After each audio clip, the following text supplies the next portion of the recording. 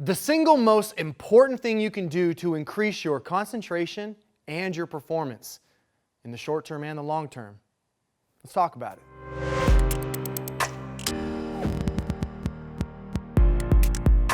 It's not logging more hours of gaming. Yes, that helps. It's not reading strategy reports on the opponent. That helps as well. It's not using illegal substances and stimulants, things that are temporary and can actually shorten your career, not to mention get you in a lot of trouble. It's sleep. Good old, put your phone down, pull up the covers, shut your eyes, sleep. Your brain has a finite amount of energy that it can use before it needs to shut down for, 6 to 8 hours. It's a reboot. Yeah, you dream. You dream when you sleep. Sometimes you dream when you're awake. But that's a very small part of the brain that's being used. During sleep, the entire body goes into a rest state, throughout which both the body and the mind restore itself for the next time that you're awake. Sleep is crucial to functioning at a high level, the level that you need in order to be a professional gamer at the top of the leaderboard. Now, I know many gamers who brag about not needing to sleep. I'm good, man. I'm good on like 2, 3, 4 hours of sleep. That's all I need. And then I look at their desk and they've got certain drinks and they've got all this other stuff that is helping them stay awake. They're just tired. Now, I know some people can sleep on 3 or 4 hours of sleep. They're the exception. They're not the rule. The rule is you need to sleep. You need some hours, and just to hang out and be asleep, eyes closed. It's not normal to just not sleep. It's not normal to be chronically tired, and it's not necessary. Now, I get that you may not get to sleep until maybe 3 or 4 in the morning because you're in a time zone where that's when the gamers are on. I get that. I'm not talking about when you get to sleep. I'm talking about the quality and the quantity of sleep. Now, creating an effective sleeping schedule will do 2 things. It'll help you think faster and concentrate longer. How long should you sleep? Studies will tell you 7 to 9 hours. That's going to vary on your age. It's going to vary on your physical activity. It's going to vary on your mental activity and what you did that day, even the fitness level that you're at. Are you tired halfway through the day, a few hours after you woke up? Take a nap. If you can take a 30-minute nap, a 45-minute nap, fantastic.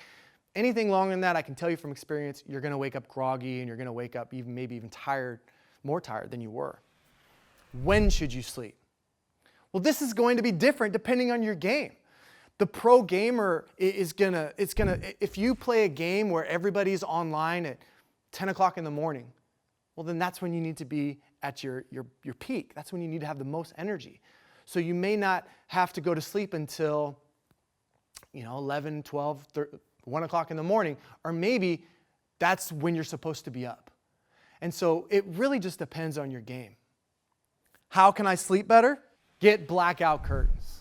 You want to black out any kind of light that's going to come inside from outside.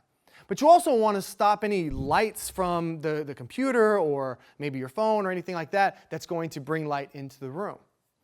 Even a little bit of light can disturb your sleep. And so I even have black tape that I'll cover different buttons throughout my room so that way it's completely black. I love it. Create a consistent schedule. Go to sleep and wake up at the same time every day. At least try to. Because what this is going to do is going to get your body used to going to sleep at one time and then waking up at another time.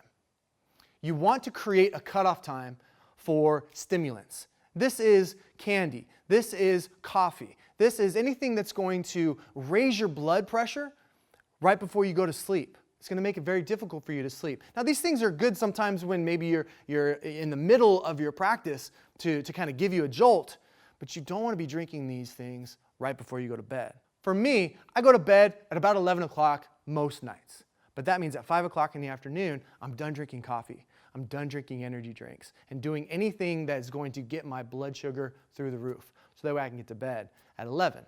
Because what happens is even though I stay up all night long, my daily duties don't change. I still have stuff to do regardless of if I'm tired.